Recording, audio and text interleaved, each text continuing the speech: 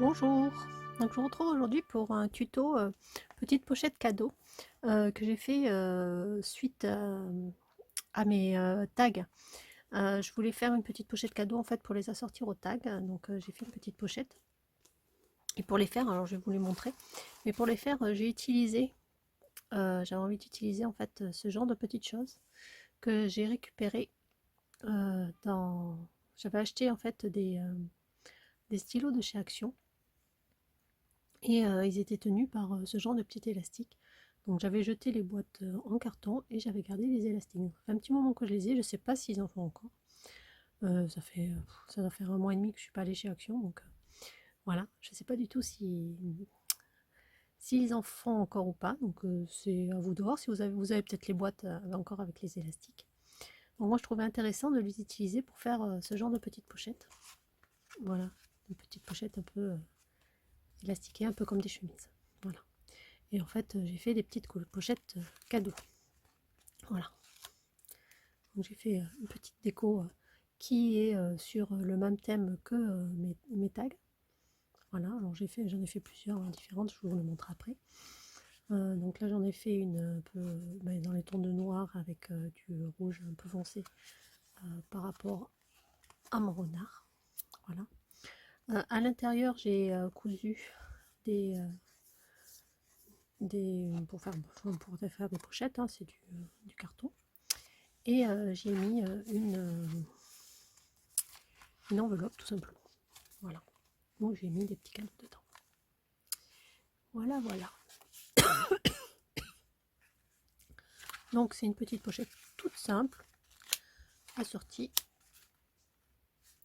au tag. Donc je vous montre. J'en ai fait par rapport au tag que j'avais fait. Hein. Voilà. J'ai juste fait ma poupette différente en fonction du thème. Voilà, voilà. Donc il y en a un jaune, un orange. Ah, j'en ai fait un bleu. Alors celui-là, je crois que je l'avais pas mis parce que celui-là, je l'ai fait après. Voilà, j'ai fait avec le petit robot. Et celui-là, un peu plus avec la poupette dans les tons de rouge pour assortir à l'ours. Voilà, voilà. Donc voilà. Alors toutes ces pochettes sont pour des petites copinettes. Voilà, donc celles-ci sont déjà réservées. Par contre, j'en ai fait une supplémentaire parce que j'avais envie de vous faire une petite surprise. Ça fait longtemps que je vous ai pas fait un petit cadeau. Donc du coup, cette pochette est réservée à une d'entre vous. Donc je vais mettre en place un petit, bon, c'est pas un concours, mais bon, juste un petit, je sais pas comment dire, vous me mettez que vous participez et puis un petit tirage, je ferai un petit tirage au sort d'ici à une semaine. Donc je sais pas quand est-ce que sortira la vidéo, donc elle devrait sortir assez rapidement. Mais attendez, je vais regarder 2 minutes. Donc oui, aujourd'hui on est le 14 février. Donc on va dire qu'on se laisse une semaine pour que vous me mettiez un petit jeu participe. Et je ferai le tirage au sort du coup le 21. Et la vidéo la sortira certainement le lundi. Et l'autre vidéo, je la ferai certainement aussi pour le lundi qui suivra. Voilà, voilà. Donc tout de suite, je vous mets le tuto. J'espère que ça vous plaira. Puis voilà. Je vous fais des gros bisous et je vous dis à tout de suite. Bisous. Alors pour faire la pochette surprise, j'ai tout simplement pris une feuille A4 de papier aquarelle et je l'ai coupée en deux. Alors en général, voilà, j'essaye de faire en fonction de mon papier et éviter d'avoir trop de pertes. Donc là, je l'ai coupé en deux. Donc ensuite, je vous montre les couleurs de brochures que j'ai utilisées. Donc j'ai utilisé la gel presse pour les faire et un pochoir. Et je vous montre les couleurs de brochures utilisées et les couleurs distress que je vais y associer. Donc comme je l'ai dit dans ma dernière vidéo où je montrais le tuto, alors si vous n'avez pas de gel presse et si vous n'avez pas de brochure, vous pouvez quand même faire ce style de fond. Alors moi ce que je faisais avant d'utiliser la gel presse, hein, j'avais déjà la gel presse mais c'est vrai que je ne connaissais pas cette technique, c'est que je prenais soit les encres distress, soit mes aquarelles et alors soit vous mettez de la distress directement sur votre pochoir et vous pchitez et après vous posez votre pochoir Vous aurez l'empreinte, pour ajouter un petit peu d'eau et ça va se flouter. Et sinon, vous pouvez aussi prendre un tampon. Moi, je le fais avec des tampons. Directement, soit mon aquarelle ou pareil, les antidiscrètes. Vous mettez directement votre aquarelle sur votre tampon, vous tamponnez votre tampon et ça fait un effet pareil assez diffus. Vous pouvez rajouter un peu d'eau pour diffuser encore plus. Parce que c'est vrai qu'avec la gel presse, du coup, ça diffuse encore plus que ça ne pourrait le diffuser si vous mettez directement votre tampon ou votre pochoir avec l'eau dessus. Voilà, c'est juste pour diffuser un petit peu plus.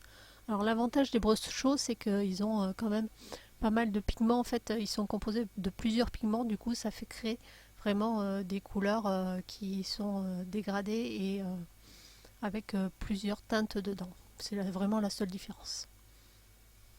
Donc du coup, j'ai fait un grand blabla. Mais vous avez vu que j'ai passé du coup à la distress, j'ai fait le pochoir. Et là, je viens tamponner. Alors, je me suis trompée sur, sur mon jaune. J'ai pris le orange. Donc, du coup, je me suis trompée. J'ai pas pris le jaune que je voulais mettre. Bon, mais c'est pas grave. Hein, du coup, ça le fait un peu plus foncé que je ne le voulais. Mais ce n'est pas bien grave parce que ça reste dans les mêmes teintes. Donc, vous allez le voir. Hein, je fais comme d'habitude. Je vais mettre plusieurs tampons de fond. Donc, certains en ton sur ton avec la distress et d'autres avec la Versafine. Pour en revenir à mon fond fait avec la gel presse. Si vous le souhaitez, vous me mettrez en barre d'infos, mais je pourrais peut-être vous faire une vidéo justement sur ces différentes techniques et voir réellement les différences qu'on peut avoir entre utiliser la gel presse ou utiliser juste le pochoir ou le tampon en diffusion directe. Si ça vous intéresse, vous me le dites et puis je vous ferai une petite vidéo.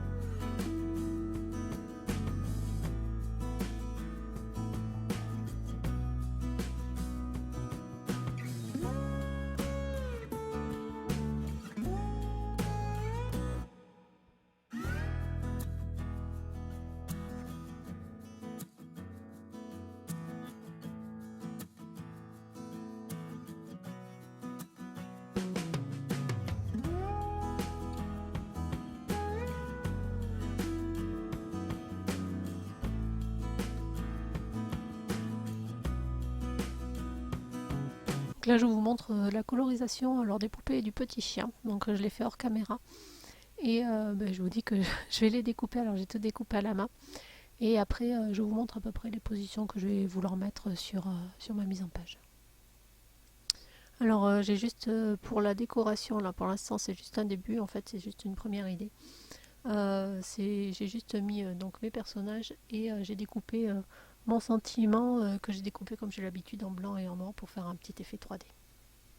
Donc en fait ce que je fais c'est que je plie ma pochette en deux et je vais en fait j'avais des chutes de papier blanc et je vais utiliser mes chutes pour faire mes angles et pour pouvoir faire des petites pochettes à l'intérieur et j'ai décidé justement pour appeler les coutures de mon tag de les coudre pour donner un petit plus sur ma petite couverture.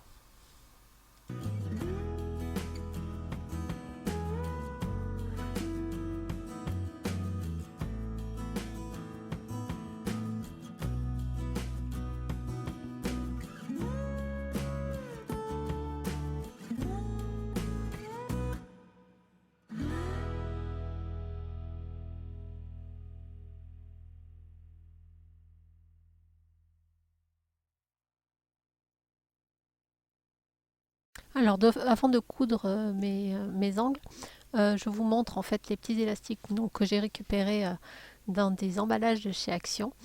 Et je vais faire mes trous. Alors, n'oubliez pas de faire vos trous avant de coudre parce que mes deux, j'en ai fait deux, enfin les deux noirs que j'ai faites, je les ai faites rapidement. J'ai oublié de faire mes trous, donc après je me suis un peu embêtée. J'ai juste fait un petit trou. Bon, alors du coup, j'ai pas fait le trou à la machine, j'ai juste fait un petit trou pour pouvoir passer mon système d'élastique. Alors, n'allez pas trop vite, ne faites pas la même erreur et faites vraiment vos trous avant de coudre.